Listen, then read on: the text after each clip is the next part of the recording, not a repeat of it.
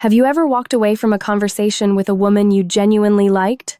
A woman you felt a real connection with and thought to yourself, that went well? I was kind, I was attentive, I did everything right, and then, within a few days, maybe a week, things just cooled off? She became a little harder to reach. The warmth that was there seemed to fade quietly, like a candle going out in a room you weren't watching. And the painful part wasn't just that she pulled back. The painful part was that you had no idea why. You weren't rude. You weren't cold.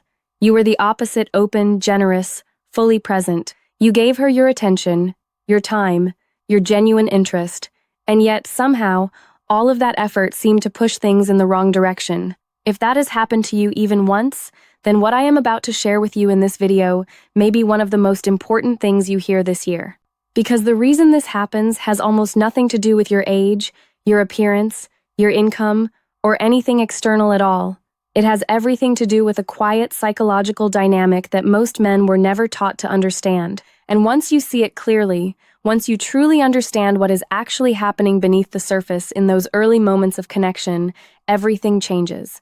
Not because you become someone different, but because you finally start showing who you already are in a way that actually lands. So, stay with me. Let's talk about this honestly, man to man. Here is something that most relationship advice completely misses, especially for men in their 50s and 60s. At this stage of life, you are not the nervous 25-year-old trying to impress someone with a rehearsed line. You have lived, you have built things, you have survived losses that would have broken a younger version of yourself. You have learned patience, perspective, and what actually matters in life. And yet, and this is the crucial part, many mature, emotionally intelligent men still fall into a pattern that quietly undermines everything. It is the pattern of trying too hard, too soon.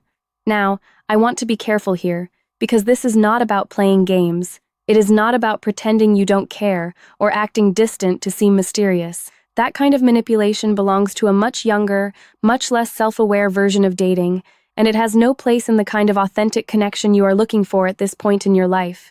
This is something deeper and more subtle. Think about a man, let's call him David.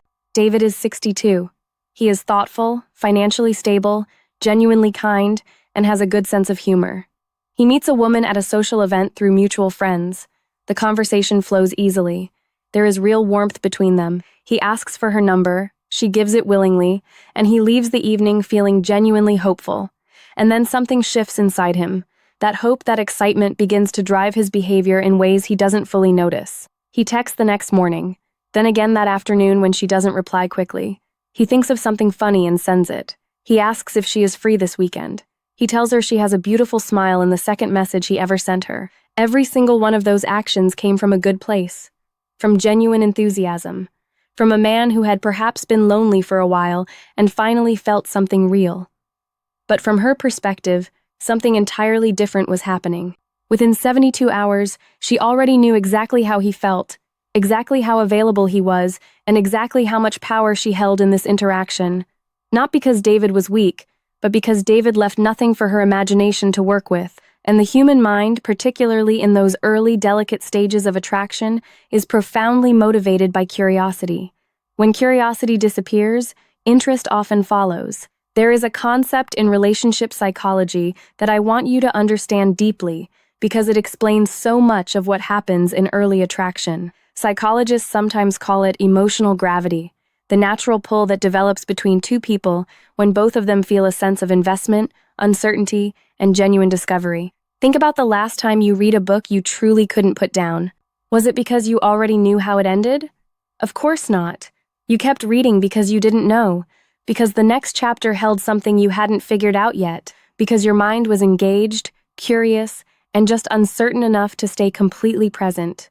Human attraction works in a remarkably similar way. When a man reveals everything, his full emotional availability, his complete interest, his total schedule within the first few interactions, he essentially hands the other person the last chapter of the book before they've had a chance to enjoy the story, and the story loses its power. Now, I am not suggesting you hide who you are or play coy about your feelings. That kind of artificial mystery is exhausting and dishonest, and it attracts the wrong kind of dynamic entirely. What I am talking about is something far more natural, and far more powerful. It is the quiet confidence of a man who is genuinely interested, but not desperate. A man who enjoys the conversation, but also has things to get back to. A man who gives his full presence in a moment, but whose life does not pause and wait for a reply. That kind of man creates gravity without even trying, because the message he sends without words is, I am choosing to be here, and I have things worth choosing from. That is not manipulation, that is emotional maturity, and it is extraordinarily attractive, at any age, but particularly to a woman who is herself mature and has had enough experience to recognize the difference between genuine confidence and performance. Here is a paradox that takes most men by surprise. The man who gives a woman the least amount of his attention does not win, but neither does the man who gives the most. The man who wins, who creates a lasting impression, who stays in her thoughts, is the man whose attention feels earned, deliberate, and real. Let me give you a specific example of how this plays out. Imagine two men who both meet the same woman at a dinner party. Both are pleasant, both are successful, both are genuinely interested. The first man, let's call him Robert, spends most of the evening close to her. He laughs at everything she says. He refills her glass before she asks. He gives her 3 or 4 compliments over the course of the evening. He makes sure she knows he is available and interested. By the end of the night, she has a clear and complete picture of exactly how Robert feels. The second man, let's call him James, has a warm conversation with her for about 20 minutes. He is fully present. He asks her one genuinely thoughtful question, not about her job or where she is from, but about something she mentioned in passing that revealed something real about her character. Then he excuses himself naturally to speak with someone else. He doesn't ignore her for the rest of the evening, but he doesn't hover either. When she goes home that night, which man is she thinking about? Almost certainly James. Not because James played a game, not because Robert did anything wrong as a human being, but because James's behavior communicated something that Robert's didn't. James communicated that his attention was selective, that he was present by choice, not by need, that there was more to discover. And that is the paradox of attention. When it is given thoughtfully and sparingly in the beginning, it carries enormous weight. When it is given constantly and without restraint, it loses its meaning almost immediately. For men in their 50s and 60s, this is particularly important to understand, because at this stage you are not just dating. You are offering someone a share of a life that is already full, already meaningful, already moving in a purposeful direction. That is your greatest asset. Never minimize it by acting like you have nothing else going on. Here is something that women with emotional experience understand intuitively, something they rarely say out loud, but feel clearly in their bones. They are not just responding to what you say, or even what you do. They are reading the emotional story underneath your behavior. Every action you take in those early interactions tells a story about your relationship with yourself. When a man overexplains his choices, the story reads, I need you to approve of me. When a man texts twice before receiving a reply, the story reads, your attention is the thing holding my day together. When a man agrees with everything a woman says to avoid any friction, the story reads, I am more afraid of losing you than I am committed to being honest. None of these things are said aloud. None of them are intentional, but they are communicated clearly, and they create a subconscious impression that quietly works against the connection you are trying to build. Now here is what the opposite looks like. And again, this has nothing to do with being cold or withholding. When a man pauses before responding, genuinely thinking about what was just said, the story reads, I take this seriously, I am not performing. When a man respectfully disagrees with something she says, calmly and without drama, the story reads, I have my own perspective, and I trust it enough to share it. When a man mentions, naturally and without arrogance, that he has plans later this week, a project he is working on, friends he is seeing, a commitment he is honored to keep, the story reads, my life has texture and direction. You would be entering something real. These are not techniques. They are the natural expressions of a man who has done the internal work, a man who genuinely likes himself, a man who brings something to the table because he has actually been building something at that table for years. And that kind of man, grounded, purposeful, calm, is genuinely rare. Which is exactly why he stands out. I want to talk for a moment about pacing, because this is where many mature men, even those who understand everything we have discussed so far, can still stumble. There is a natural rhythm to how genuine emotional connection grows between two people. It is not a straight line upward. It is more like breathing. Moments of closeness, followed by space. Depth, followed by lightness. Revelation, followed by mystery.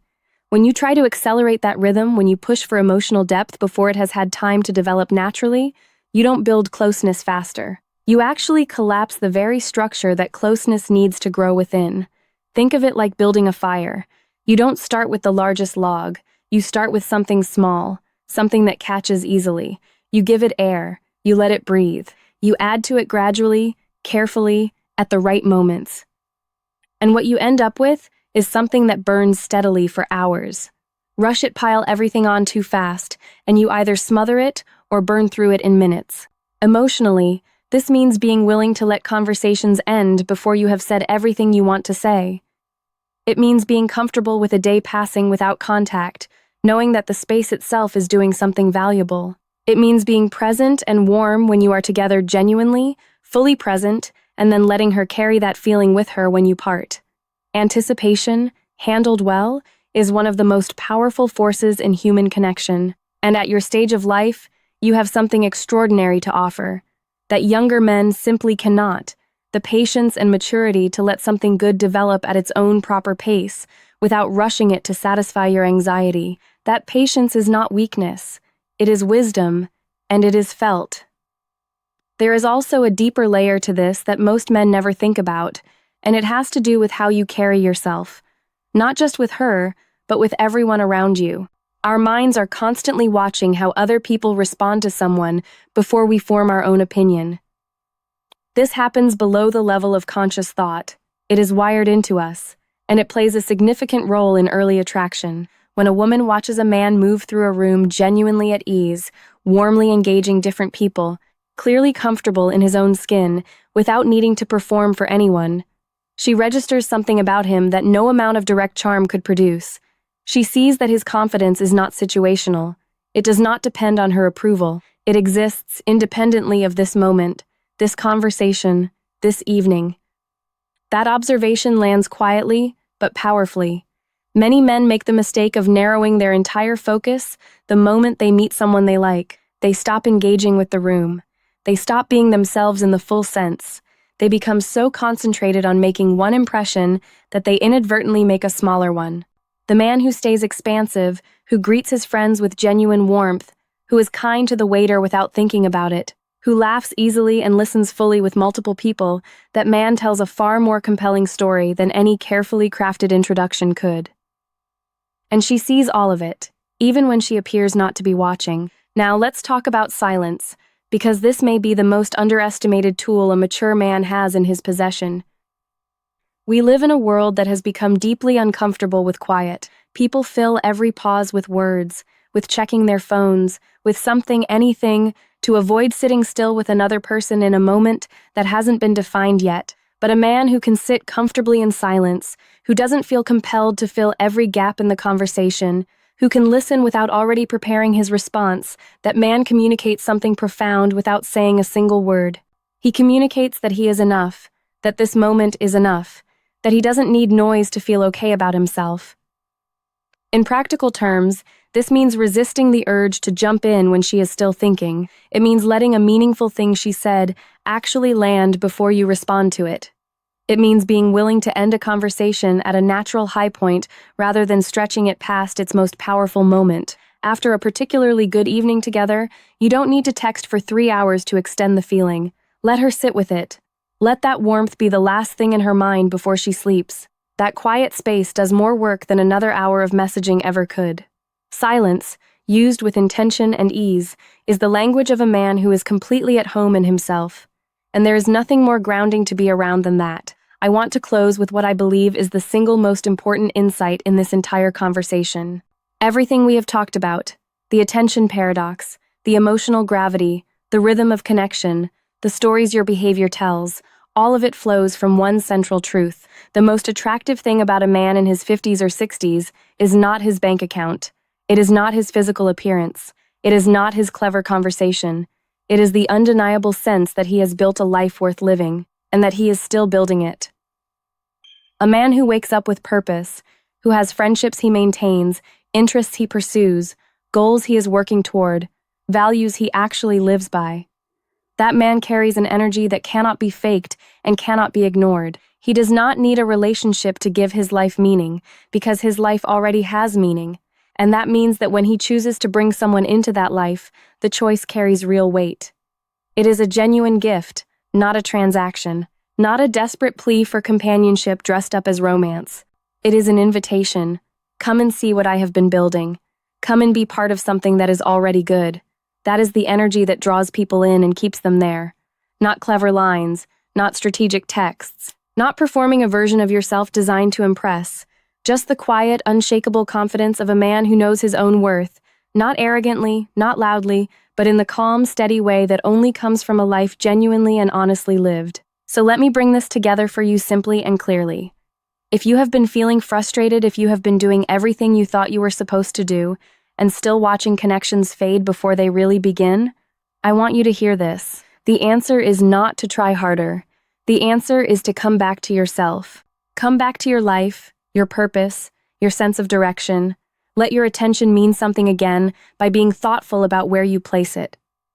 Let your words carry weight again by not using more of them than necessary. Let the natural rhythm of connection breathe, rather than forcing it to move at the pace of your anxiety. And above all, remember this. You are not at the beginning of your story trying to prove you are someone worth knowing. You are deep into a remarkable story, with chapters already written that most people would be honored to read. The right woman won't need you to perform for her. She will need you to simply and honestly show up as who you already are. And that, for a man who has done the work of truly knowing himself, is more than enough. If this video gave you something real to think about, something that actually landed, I would genuinely love for you to subscribe to this channel. I put out new videos every week, specifically for men in this stage of life. Men who take relationships seriously and want real psychological insight, not hollow advice. And if you have a friend going through something like this, share this video with him. Because sometimes, the most valuable thing we can do for the men we respect is point them toward a conversation that might change everything. I will see you in the next one. Take care of yourself.